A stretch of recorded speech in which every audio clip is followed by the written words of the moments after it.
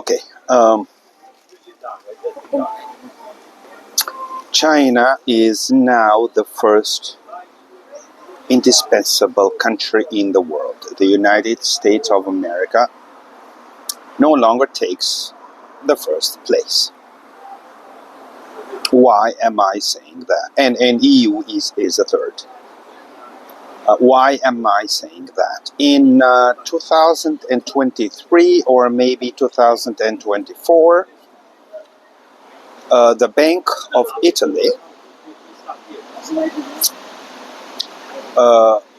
commissioned a research. They hired a research firm to ask Italian manufacturers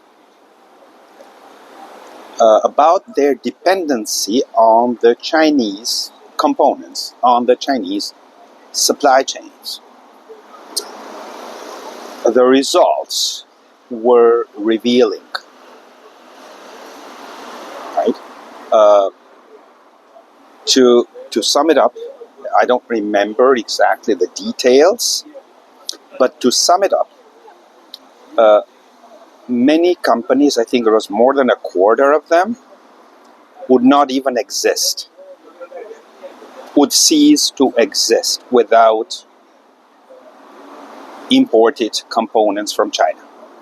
The components were available nowhere else. And maybe 50 or 60% of them could source components somewhere else, but they were too expensive. And only a small percentage, maybe 10-15%, could get rid of Chinese dependency. So, all in all, the results were atrocious. What has happened is that without the Chinese supply chains right now, a major part of Western supply chains would simply shut down. And we are seeing that with that little, small, quiet embargo of magnets, of raw materials, of critical materials that China is implementing against the United States and Europe, against the West. And we are seeing a death by 1,000 cuts of Western supply chains. This is self-evident now. Even the mainstream media clearly alarms about that, which is 10 years later from when I raised the alarm bells in 2014, when I was called dumb and stupid, up until 2022. No, I think 2024 actually. So China is now the indispensable country.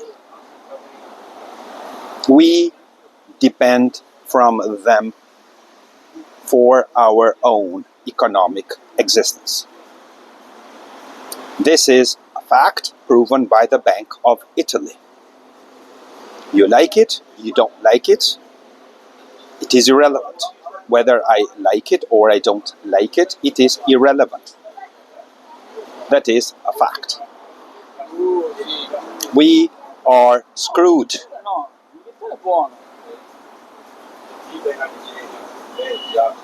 Okay?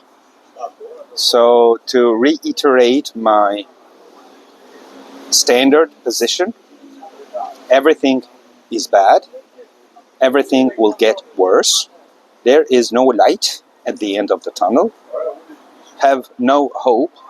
The worst is yet to come. You have a great night.